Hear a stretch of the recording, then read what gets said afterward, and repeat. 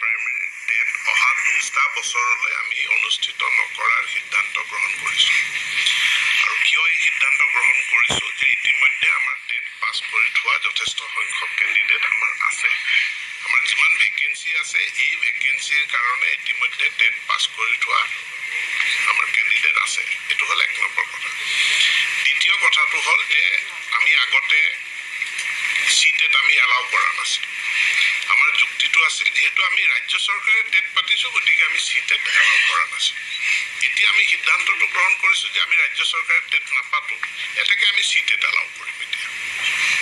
গতিকে যিসকলৰ চিটেট আছে তেওঁলোকেও এপ্লাই কৰিব পাৰে। তৃতীয় এটা প্ৰশ্ন আহিব, কোনোবা কেণ্ডিডেটে ক'ব পাৰে যে আমি DLED পাছ কৰি থৈছোঁ, গতিকে এতিয়া আমি টেট পাছ নকৰিলে আমিতো টেটৰ আমাক সুবিধাটো দিব লাগে। আৰু তেওঁলোকৰ কাৰণে সুবিধাটো আছে কাৰণ চিটেট প্ৰতি বছৰ 2বাৰকৈ হয়। প্ৰতি বছৰ 2বাৰকৈ হয়, গতিকে তেওঁলোকে চিটেটত সেই সুযোগটো পাব। এতেকে ৰাজ্য চৰকাৰৰ কনচিয়াছ সিদ্ধান্তটো হ'ল যে আমি 2 বছৰৰ কাৰণে আমি ষ্টেট টেট নাপাতো।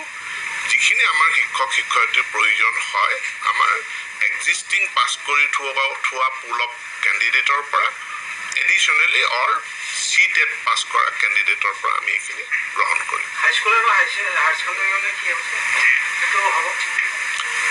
আমাৰ NCTৰ নৰ্মছ মতে হাইস্কুল হায়াৰ ছেকেণ্ডেৰী স্কুলৰ কাৰণে আমাক টেটটো মেণ্ডেটৰী নহয়, কিন্তু আমি ৰাজ্য চৰকাৰে এইটো মেণ্ডেটৰী কৰি ৰাখিছোঁ। কিন্তু যিটো আইন আছে আইন অনুসৰি প্ৰতি বছৰে টেষ্ট অনুষ্ঠিত কৰাটো বাধ্যতামূলক। তেতিয়াহ'লে আইন উলংঘন নকৰে 2 বছৰলৈ? নহয়, আমি আইনত কথাটো তেনেকৈ নাই। যদি আমি চিটেট এলাউ কৰোঁ আমি ষ্টেটে টেট পাতিব নালাগে।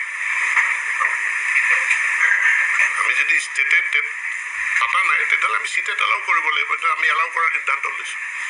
কেণ্ডিডেটসকলে দুবাৰ 2টা একেখিনি কাৰিকুলাম লৈ 2টা পৰীক্ষা দিব লাগে, ষ্টেট টেটো দিব লাগে, চিটেটো দিব লাগে। আমি এতিয়া কৈছোঁ যে চিটেট দিলেই সেইটো আমি গ্ৰহণ কৰিম।